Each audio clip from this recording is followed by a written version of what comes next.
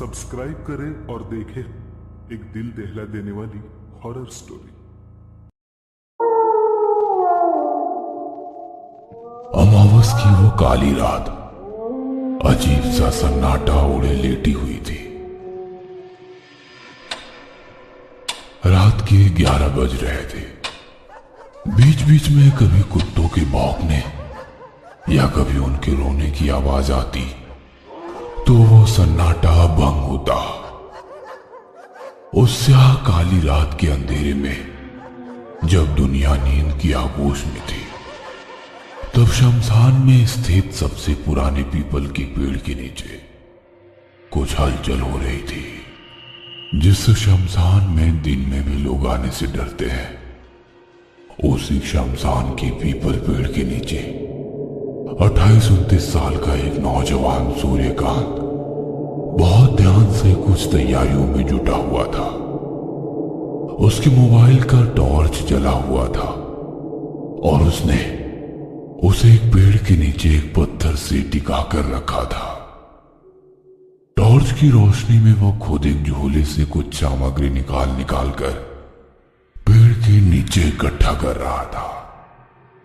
कुछ ही देर में वो अपने साथ लाए झोले का सारा सामान जमीन पर निकाल चुका था। शराब की बोतल, तेज गंध वाला इत्र, काला कपड़ा, धुएं, दीप, आटा, कोयला, तेल, 2 नींबू जिसे लाल रंग में रंग दिया गया था, एक काला मुर्गा, माचिस और एक लोहे की छुरी। सूर्यकांत ने अपने सारे वस्त्र एक स्थान पर उतारे और नग्न अवस्था में आ गया। फिर उसने एक गोला घेरा बनाना शुरू कर दिया। सबसे पहले उसने आटे का घेरा बनाया, उसके बाद कोयले का घेरा।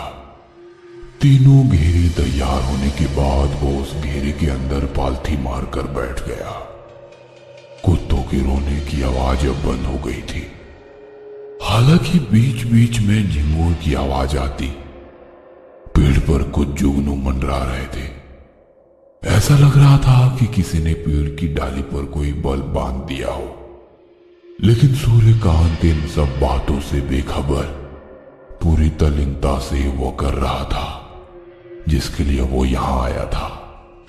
सूर्यकांत बहुत सावधानी से अपने साथ लाए इत्रों को चारों दिशाओं में छिड़क रहा था। फिर बचे इन इत्रों को उसने अपने बदन पर मल लिया। उस समय थोड़ी हवा चलने लगी थी, इसलिए दीपक जलाने में उसे दिक्कत हो रही थी। लेकिन 3-4 बार की असफल कोशिश के बाद उसने माचिस से पहले दीपक को जलाया, फिर धूप को। उसका धुआं तुरंत ही वहां फैलने लगा। फिर उसने लोहे की चाकू को ध्यान से देखा। मन ही मन कुछ बुदबुदाया। कुछ पलों के बाद पंखों की फड़फड़ाहट की आवाज ने सन्नाटे को फिर से बंद किया और फिर से वहां छा गई वही खामोशी। वो भी अब बिल्कुल शांत हो गया था। उसकी आंखें बंद थी और वो साधना में लीन हो गया था।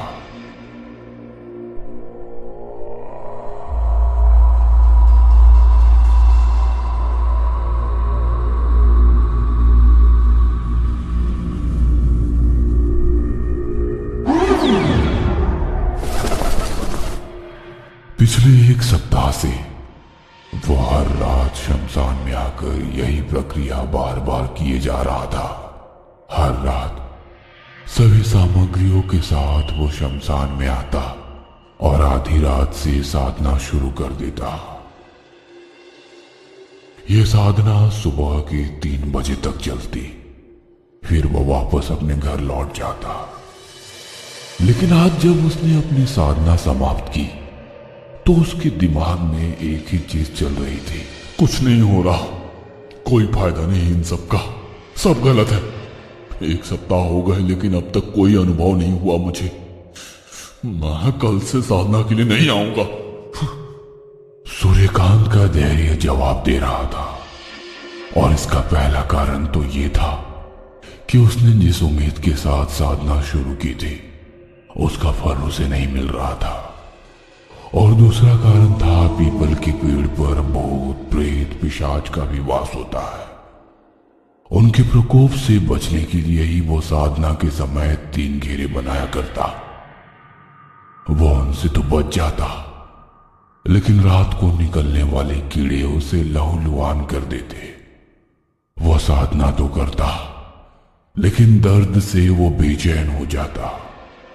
हर दिन उसका पूरा शरीर रक्त से भर जाता। उन कीड़ों के काटने के कारण उसके पूरे शरीर पर लाल लाल निशान उभर गए थे। जितनी उम्मीदों से सूर्यकांत ने साधना शुरू की थी, उन सारी उम्मीदों पर पानी फिर गया था, क्योंकि 1 सप्ताह बाद भी उसके हाथ खाली थे। उसके हाथ की रेखाएं अब भी उससे नाराज थी। अगले रोज वो साधना के लिए शमशान नहीं गया, लेकिन उसका नहीं जाना उस पर एक बड़ी मुसीबत बनकर टूटा। आधी रात को उसे लगा कि उसे किसी ने हवा में उठाकर नीचे गिरा दिया।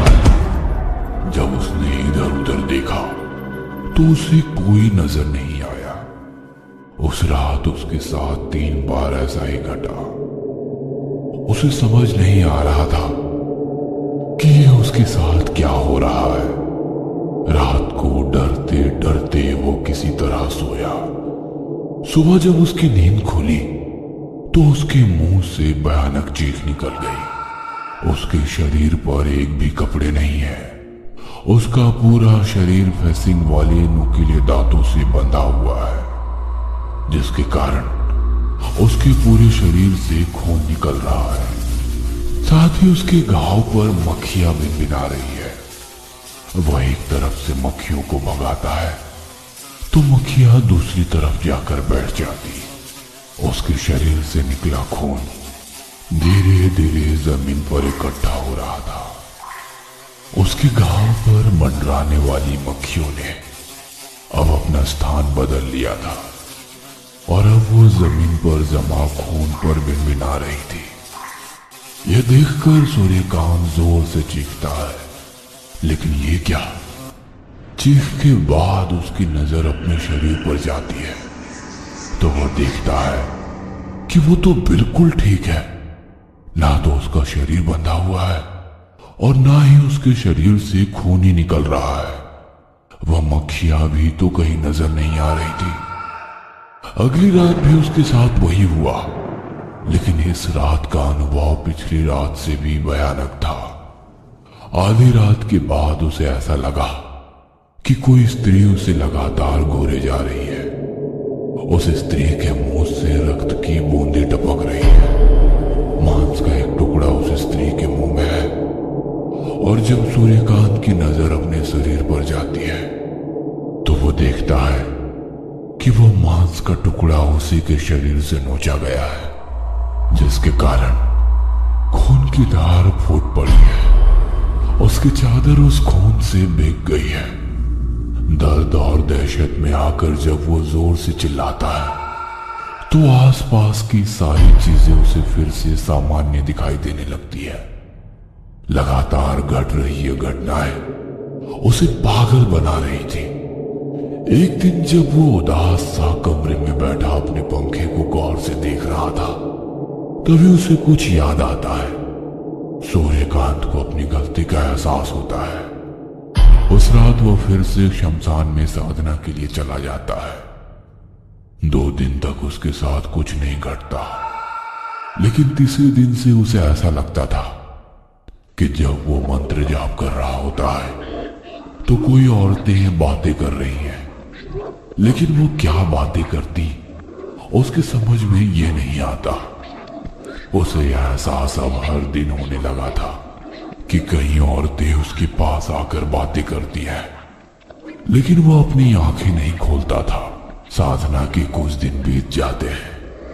एक रात उसे ये समझ में नहीं आता है कि मंत्र जाप के समय कई औरतें नहीं, बल्कि सिर्फ एक औरत की आवाज उसके कानों में आ रही है, जो उससे कह रही है, ये सब क्यों कर रहा है तू? मार दूंगी, चला जा, अभी चला जा यहां से।